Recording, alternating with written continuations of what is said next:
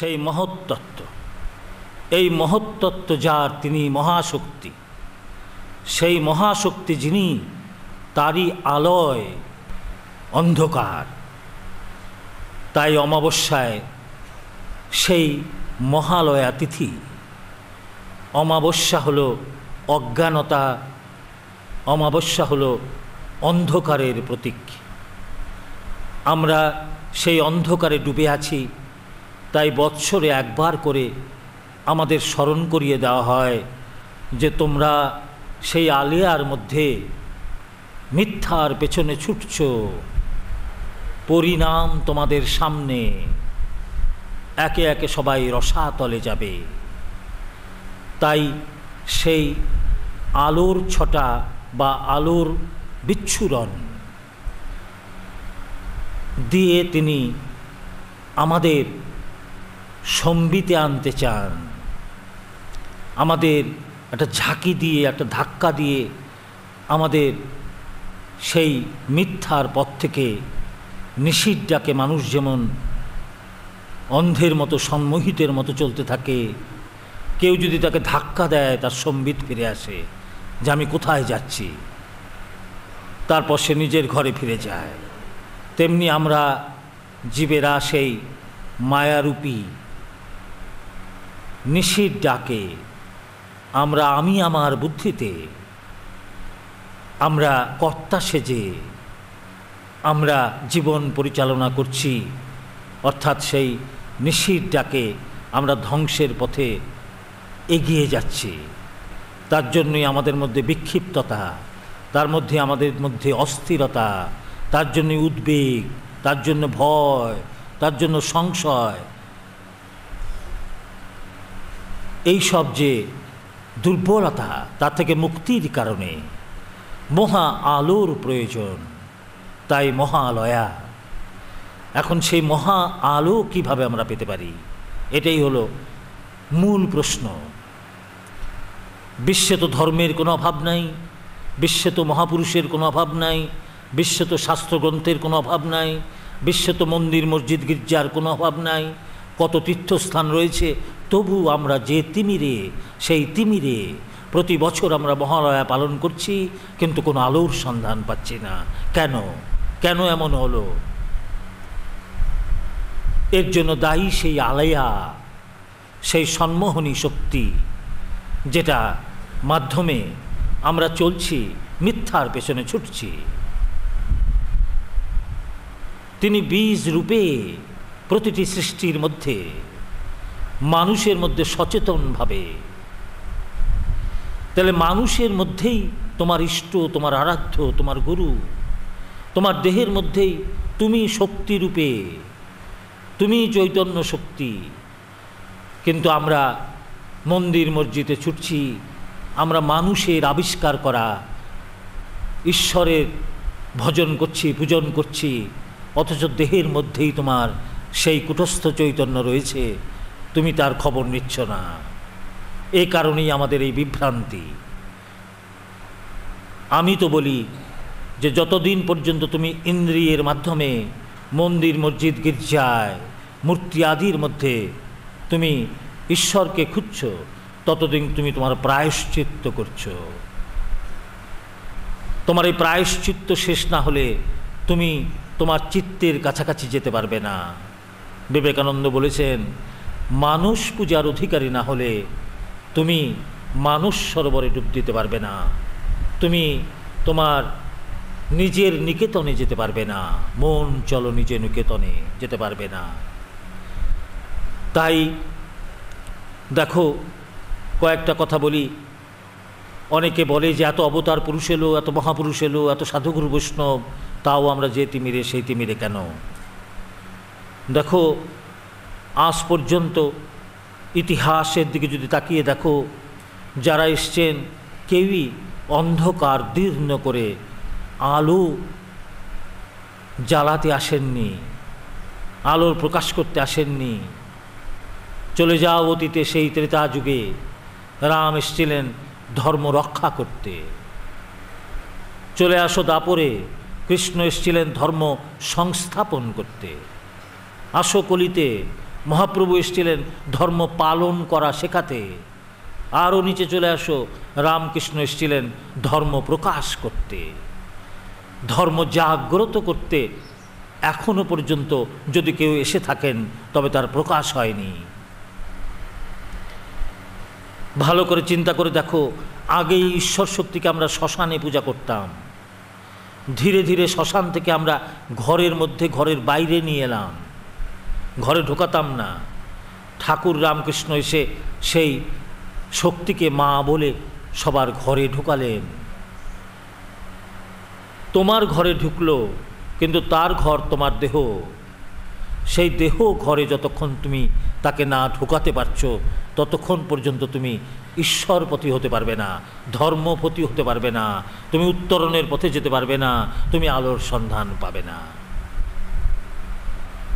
ঠাকুর রামকৃষ্ণ যাবার আগে একটু ইঙ্গিত দিয়ে গেলেন, যা নাই দেহভাণ্ডে তা নাই ব্রহ্মাণ্ডে। অর্থাৎ তুমি ঈশ্বরকে তোমার দেহভাণ্ডে অন্বেষণ করো। মাধব বাবা তিনি প্রথম যিনি ধর্মকে জাগ্রত করতে এসেছেন বুঝতে পারছি, কেননা তার আলোতে, তার আলোচনায়, তার সঙ্গে যারা আসছে তারা ধীরে ধীরে দেহের মধ্যে অন্তর্মুখীনতায় চলে যাচ্ছে। অন্তর্মুখীনতায় দেহের মধ্যে না গেলে তুমি সংশোধিত হতে পারবে না, আর সংশোধিত না হতে পারলে তুমি সেই শুদ্ধ বুদ্ধ মুক্ত যিনি তার সঙ্গ পাবে না। তাহলে এই সংশোধিত হওয়াটাই হলো সাধনা। তোষামত করাটা সাধনা নয়। ঈশ্বর তোষামত প্রিয় নন, তিনি নাম করতে বলেন না, তিনি তোষামত প্রিয় নন। তুমি নাম করছো কেন? তোমাকে সংশোধিত করবার জন্য, যাতে তোমার কামনা চরিতার্থের পথে অপ্রয়োজনে তোমার প্রয়োজনীয় সময়কে হরণ না করে, তোমার দেহকে দুর্বল না করে। কলির মানুষ স্বল্পায়ু, অন্নগত প্রাণ। কেন? তারা ব্যতিক্রমী, তারা প্রয়োজন বোধ তাদের নেই, তারা কথা বলে অকারণে, কথা শোনে অকারণে, খায় অকারণে, হাঁটে অকারণে, অকারণে অন্যের জিনিস হাতে গ্রহণ করে, যাকে যা দেবার নয় লুকিয়ে চরিতার্থের জন্য সেটা তার হাতে দেয়। এই হলো কলির প্রকৃতি। সেখান থেকে যদি উদ্ধার হতে হয় তবে নিজেকে তালে পা ফেলতে হবে, নিজেকে সংশোধন করতে হবে, সেটাই হলো সাধনা। তুমি যদি তোমার প্রয়োজনের মধ্যে বিষয় ভোগ করো সেটা অধর্ম নয়। ক্ষুধা তোমাকে দেহের মধ্যে দিয়েছেন ঈশ্বর, কোনোটাই বিনা কারণে নয়। প্রতিটি ক্ষুধাই তুমি নিবৃত্তি করো প্রয়োজনে, তোমার সামর্থ্যের মধ্যে, তোমার সামর্থ্যের মধ্যে যা তোমার আছে তার মধ্যে তুমি সেই ক্ষুধার নিবৃত্তি করো। এটা হলো মূল। তাহলে পরে মন্দির মসজিদ গির্জায় যাবার দরকার নেই, মানুষের আবিষ্কার করা ঈশ্বরের ভজনা করবার দরকার নেই। তারা কেউ থাকবে না। ঈশ্বরকে কেউ আবিষ্কার করতে পারে না, তিনি সবার আবিষ্কারক। তাকে উপলব্ধিকে ধরতে হয়, তোমার দেহের মধ্যেই তাকে ধরতে হবে, বাইরে তুমি তাকে ধরতে পারবে না। বাইরে যতদিন তুমি তাকে ধরার চেষ্টা করছো ততদিন তুমি প্রায়শ্চিত্ত করছো, প্রায়শ্চিত্ত করে পাপের শাস্তি ভোগ করছো। তিনি তোমার পিতা, তিনি তোমার মাতা, তিনি তোমার আপন। কেন তাকে পড়শি করে রেখেছো? কেন তার কাছে যেতে ভয় পাও? এত শুদ্ধাশুদ্ধির কি আছে? তোমার বাবার কাছে যেতে কি তুমি গরদের শাড়ি পরে যাও, না তুলসী দিয়েছি জল ছিটিয়ে যাও? এই যে তুমি অনেক দূরে তাকে সরিয়ে দিয়েছো, এটাই তোমার অজ্ঞানতা। তোমার দেহের মধ্যেই তিনি, তাকে তুমি আপন করে জানো, চেনো, এটাই হলো ধর্ম। সে কারণেই মাধব আজকে আমাদের প্রথম হলো মহাতর্পণ, অর্থাৎ বিশ্বে আজ পর্যন্ত যত মানুষ দেহ রেখেছে, জানো তো এই স্থূলটাই শেষ নয়, এরপরে সূক্ষ্ম দেহ বায়ুভূত অবস্থায় থাকে। স্থূল দেহের পিপাসা যেমন আমরা নিবারণ করতে পারি, বাসনা যেমন আমরা চরিতার্থ করতে পারি, কিন্তু সূক্ষ্ম দেহে সবই থাকে, কিন্তু সেই পিপাসা নিবারণ করবার, বাসনা পূরণ করবার দেহ তোমার থাকে না। তাই বলা হয় নরক। অর্থাৎ তুমি যন্ত্রণার মধ্যে থাকবে। যতদিন তুমি বাসনার মধ্যে আছো সেই স্তরে তোমার বাসনা থাকবে, কিন্তু পূরণ করবার শক্তি থাকবে না। এই স্থূল দেহ ছাড়া কর্ম করতে পারবে না, স্থূল দেহ ছাড়া ভোগ করতে পারবে না। তোমার কর্মভূমি, তোমার ভোগায়তন এই দেহ। তেমনি এই ইচ্ছা শক্তি, সেটাকেই বলা হচ্ছে তপশক্তি। অর্থাৎ আমরা যতক্ষণ পর্যন্ত কামনার অধীন, ততক্ষণ পর্যন্ত বিনা লাভে আমাদের ইচ্ছা জাগ্রত হয় না। যেখানে কিছু পাই, যেখানে কিছু হতে পারি, সেখানে আমাদের ইচ্ছা যায়। যেখানে আমরা কিছু পাই না, যেখানে আমরা কিছু হতে পারি না, সেখানে আমাদের ইচ্ছা যায় না। তাই সবার ইচ্ছা কার্যকরী হয় না। যাই হোক, আমরা এখানে যারা সমবেত হয়েছি তারা 1 মিনিটের জন্য আজ পর্যন্ত বিশ্বে যত মানুষ দেহ রেখেছে, অশান্তিতে আছে, নরক যন্ত্রণা ভোগ করছে, তাদের মুক্তির জন্য আমরা গুরুচরণে 1 মিনিটের জন্য প্রার্থনা করব।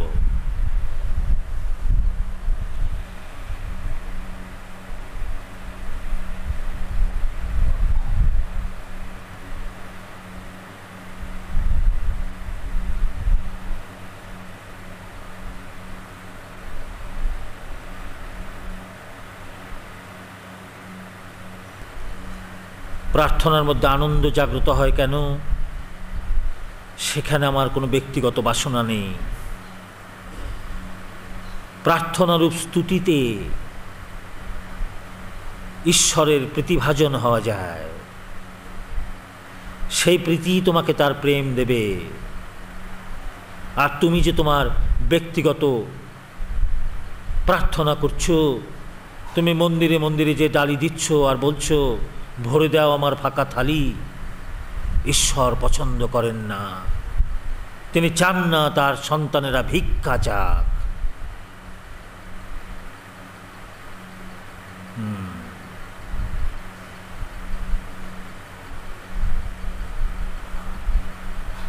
তুমি আপন বোধে তার সেবা করো, নিজেকে সংশোধন করো, তবেই তার প্রীতিভাজন হতে পারবে। প্রীতিভাজন না হওয়া পর্যন্ত তুমি তাকে ভজন করবার অধিকারী হতে পারবে না। তোমার ভজনে তিনি অসন্তুষ্ট হন।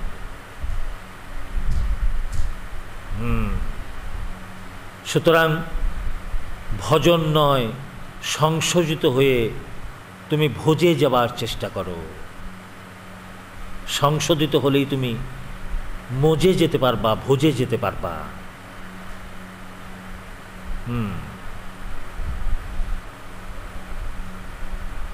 কি সংশোধন করতে হবে?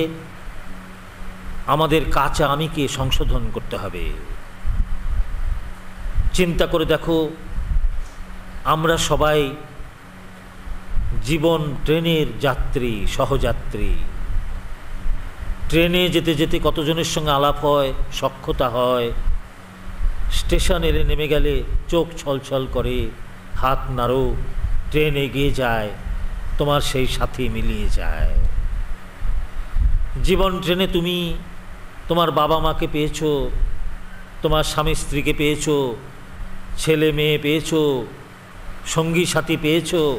এরা ঈশ্বর তোমাকে সহযাত্রী রূপে দিয়েছে।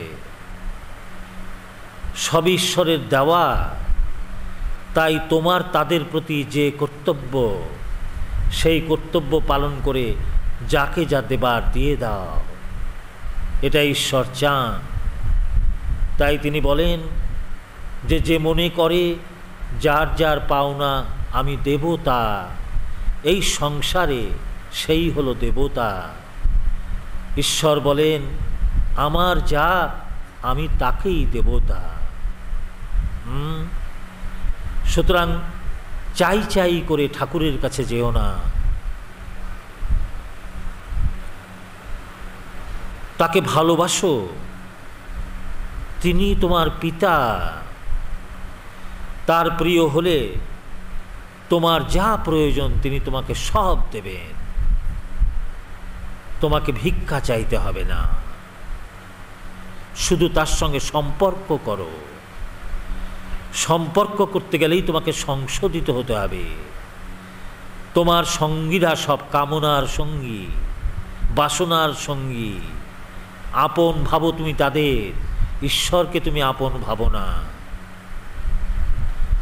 যাদের আপন ভাবো তাদের জন্য তুমি তোমার সামর্থ্যের শক্তি দিতে জানো, ঈশ্বরকে তোমার সামর্থ্যের শক্তি দিতে ইচ্ছা হবে না। মুখে তুমি তাকে গুরুত্ব দিচ্ছ, কিন্তু যথার্থ বিচারে তুমি তাকে গুরুত্ব দাও না। ঈশ্বরের অনেক দুঃখ, তার সন্তানদের এই যে চতুরতা, সেটা তিনি পছন্দ করেন না। তিনি বলেন, আমি অপ্রকট, অকপট, কপটতা আমি পছন্দ করি না। তাই বলছেন, যদি হতে পারো সরল,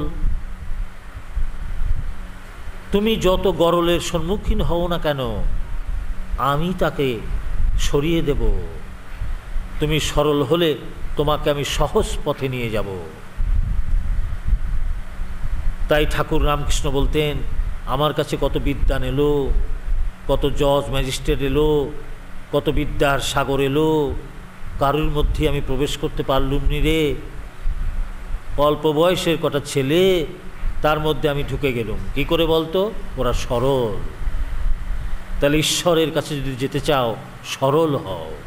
তোমার বিদ্যা, তোমার রূপ, তোমার ঐশ্বর্য, তোমার বৈভব, তোমার গুণ, কোনোটাতেই তুমি তাকে ভোলাতে পারবে না, তার প্রীত হতে পারবে না। সরল হতে গেলেই তোমাকে সংশোধিত হতে হবে। ঘুরে ফিরে একটা জায়গায় আসছে। মাধব বলছেন, অতি সহজ ঈশ্বরের কৃপা পাওয়া, ঈশ্বরের আনন্দ পাওয়া। তুমি ধারাবাহিক সংস্কার ধর্ম থেকে বেরিয়ে আসো। পুতুল পূজার যুগ আর নেই। হ্যাঁ, তোমার মধ্যেই তিনি বিরাজ করছেন। তুমি একটা জিনিস মনে রাখো, এই দেহটা তার দেওয়া, দেহের সবগুলো শক্তি তার দেওয়া। আমার আমার কেন করো? তোমারই যদি হবে, তুমি তো জানতে কোথা থেকে তুমি এসেছো। তোমারই যদি হবে, তুমি তো জানবে তুমি কোথায় যাবে। তোমারই যদি হবে, তবে তোমার এত সংশয় কেন? তোমার নয়, তোমাকে দেওয়া হয়েছে। যা দেওয়া হয়েছে যত্ন সহকারে ব্যবহার করো। তিনি কোনো কমিশন নেবে না তোমার কাছ থেকে। তোমাকে দেহ দিয়েছেন, শক্তি দিয়েছেন, সব দিয়েছেন। তুমি যত্ন সহকারে তার ব্যবহার করে তুমি যে তার রত্ন সেটা প্রমাণ করো, তাহলে হার করে তিনি তোমাকে তার গলায় পরে নেবেন। এইটা হলো ধর্ম। সংস্কার ধর্মের মধ্যে কোনো শক্তি নেই, কোনো ধার নেই। পাথরের প্রতিমা কোনোদিন কথা বলে না। তাহলে তো ভবতারিণী সবার সঙ্গেই কথা বলতো। ঠাকুর রামকৃষ্ণের সঙ্গে কথা বলেছে, আমাদের সঙ্গে বলে না কেন? পাথরের প্রতিমাকে চিন্ময়ী করে এই মনুষ্য দেহের শক্তি। তুমিও পাথরকে চিন্ময় করতে পারো যদি তুমি তাকে চিনতে পারো। তুমি যদি নিজেকে চিনতে পারো, জানতে পারো, তাহলে তুমিও পাথরকে চিন্ময় করতে পারবে। সুতরাং কুসংস্কার, অজ্ঞানতা, সংস্কার এর মধ্যে থেকে বেরিয়ে আসো, তাহলে তো মূল পথকে খুঁজে পাবে।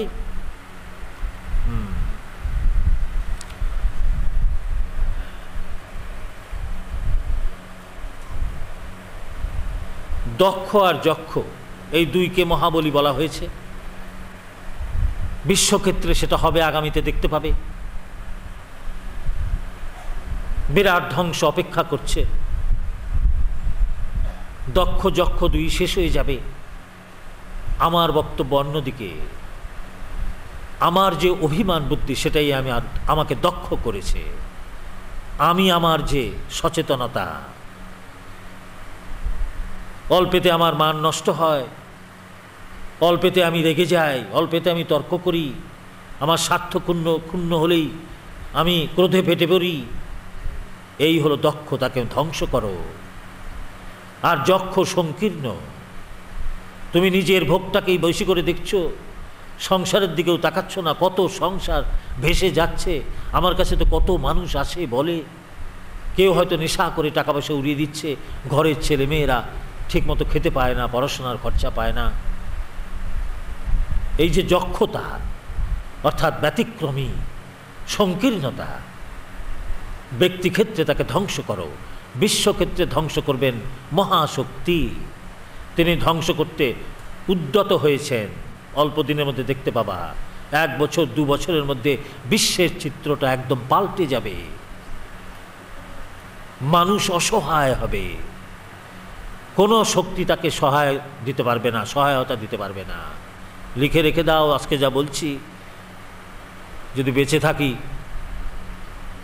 প্রমাণ হবে ঠিক বললাম না মিথ্যা বললাম। আর একটা কথা, 3 নম্বর হলো মহাবলী, অর্থাৎ যারা তার কথায় চলবে, মহাকে মান দেবে, তারাই মহা বল পেয়ে বলীয়ান হবে। বিশ্বে যুগপৎ দুটো বিষয় হবে, দক্ষ যক্ষ ধ্বংস হবে, সৎ বলীয়ান হবে। কলি ধ্বংস হবে, সত্য জাগ্রত হবে। আমরা এমন একটা সন্ধিক্ষণের মধ্যে এসে পৌঁছেছি যেন দরজার কাছাকাছি এসে গেছে। ধ্বনি শোনা যায়, যদি তুমি নিভৃতে নীরবে নিজের মধ্যে নিজে ডুব দাও, তাহলে শুনতে পাবা এই পরিবর্তনের যে ঢেউ ছুটে আসছে, সেটা সম্বন্ধে আঁচ করতে পারবা, সবাই পারবা, যদি ঠিকভাবে ঠিক জায়গায় পৌঁছতে পারো।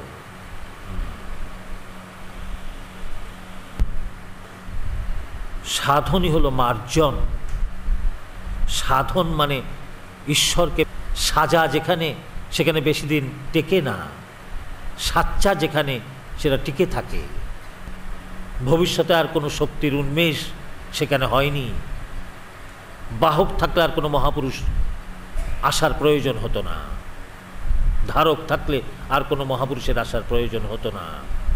যদি বলো ধারক নেই কেন, বাহক নেই কেন, সেটা তো তারই বিষয়, সত্যি তো তারই বিষয়। এর মধ্যে থেকে নাম করলে আলো পাবে না।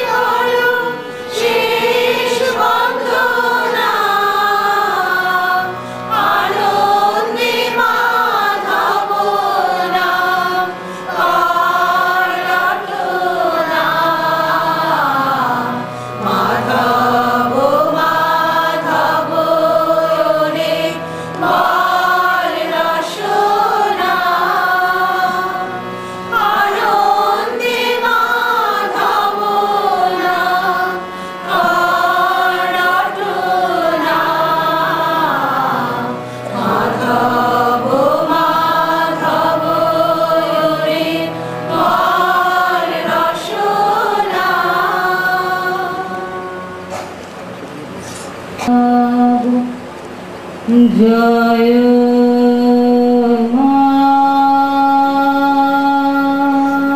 মাধব জয় মাধব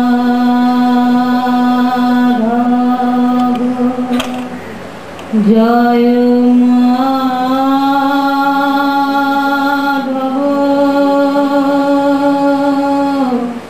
জয় মাধব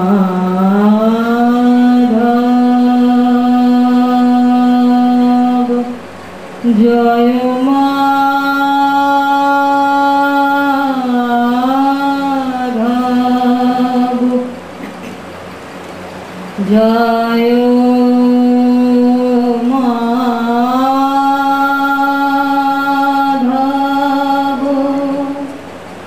জয় মাধব জয় মাধব জয় মাধব জয় মাধব জয় মাধব জয় মাধব জয় মাধব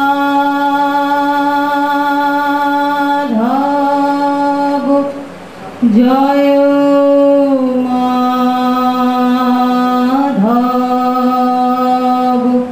জয়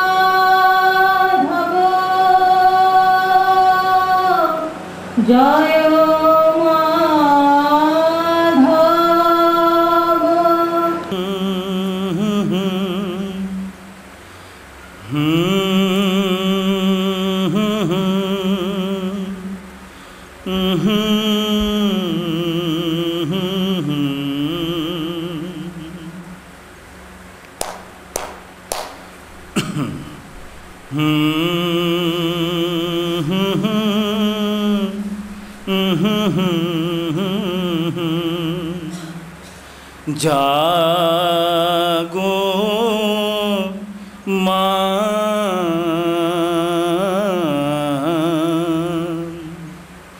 জাগো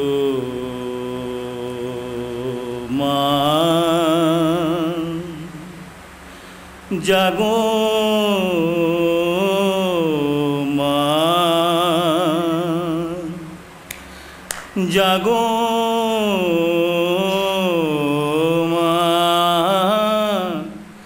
জাগো মা জাগো মা জাগো মা জাগো মা জাগো মা জাগো মা জাগো মা জাগো মা জাগো মা জাগো মা জাগো মা জাগো মা জাগো মা জাগো মা জাগো মা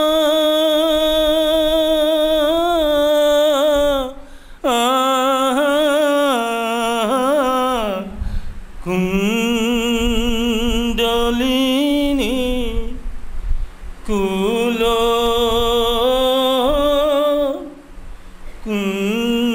কুণ্ডলিনী জাগো মা কুণ্ডলিনী জাগো মা জাগো মা জাগো মা কুণ্ডলিনী।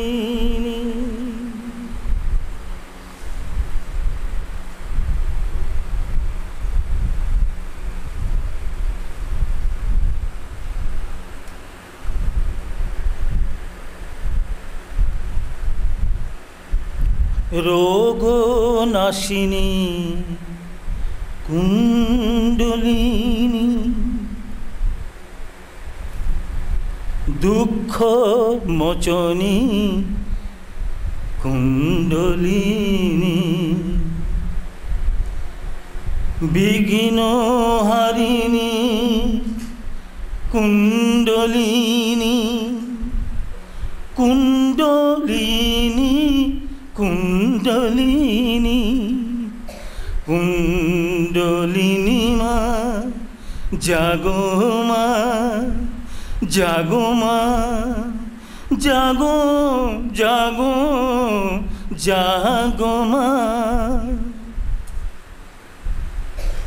তুমি মা গঙ্গা, তুমি শারদা,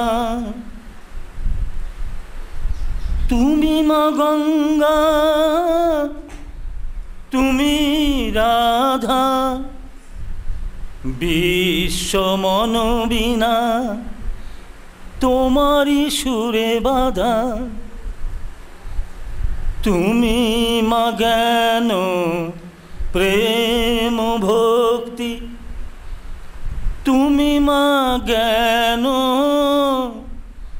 প্রেম ভক্তি, তুমি মা জীবের জীবনী শক্তি। জাগো মা, জাগো মা, জাগো মা, জাগো মা কুণ্ডলিনী, জাগো মা, জাগো মা কুণ্ডলিনী, জাগো মা, জাগো মা, জাগো মা, জাগো মা কুণ্ডলিনী।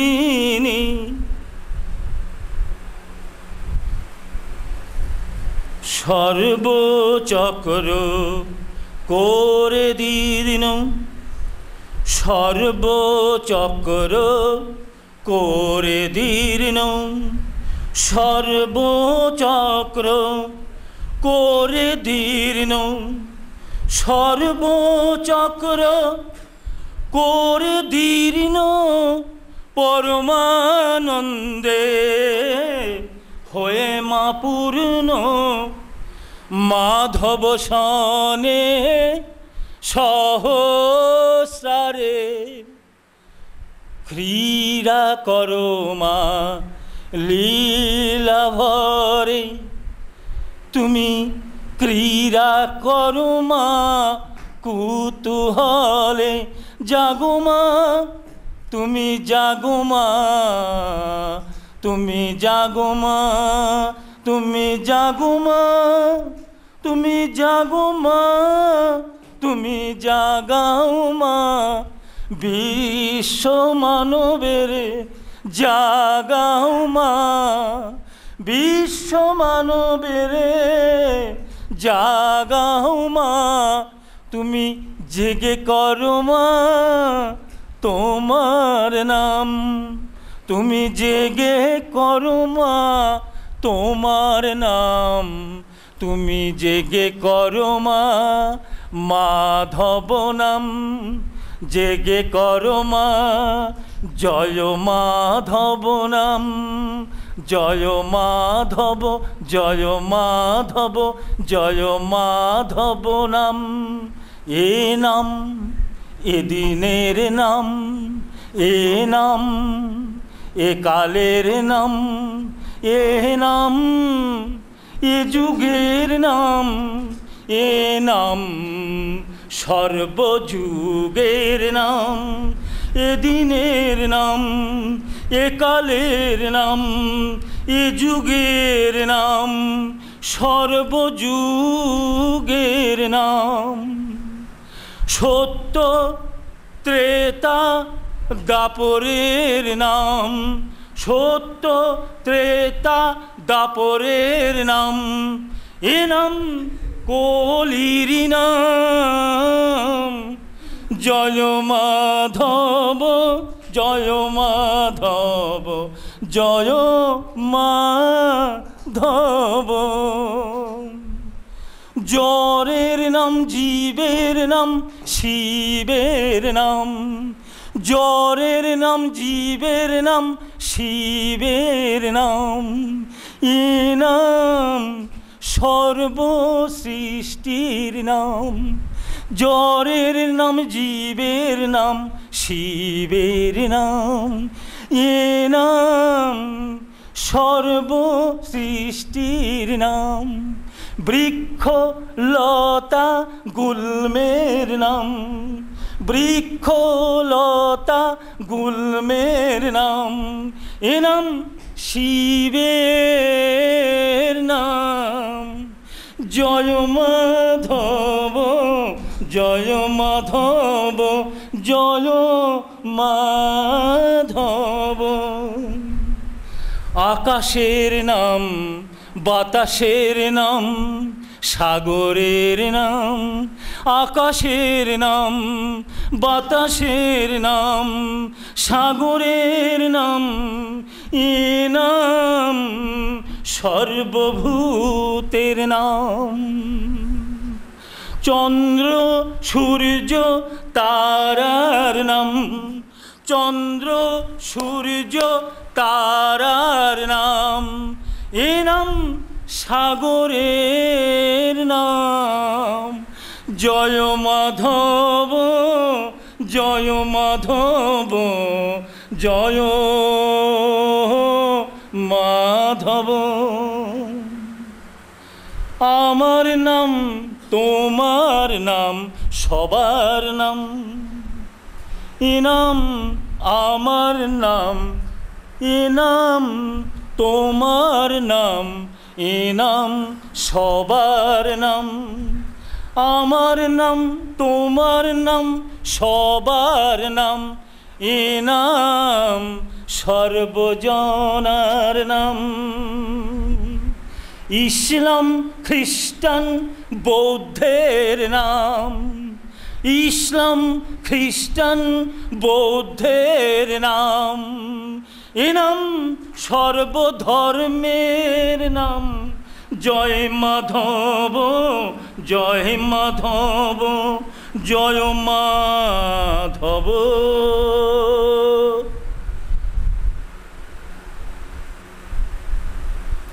রাঘব নাম যাদব নাম কেশব নাম, যাদব নাম কেশব নাম রাঘব নাম, এ নাম সর্ব অবতারের নাম। রাম কৃষ্ণ রামকৃষ্ণের নাম, রাম কৃষ্ণ রামকৃষ্ণের নাম, এ নাম কল্কির নাম।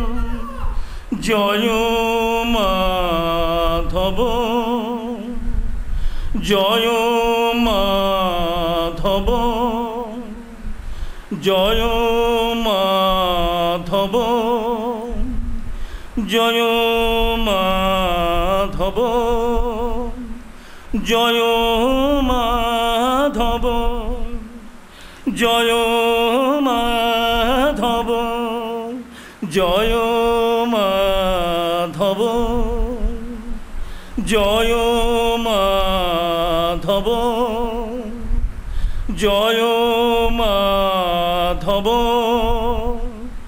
জয় মাধব দব জয় মাধব দব জয় মাধব জয় মাধব জয় মাধব জয় মাধব জয় মাধব জয় মাধব জয় মাধব জয় মাধব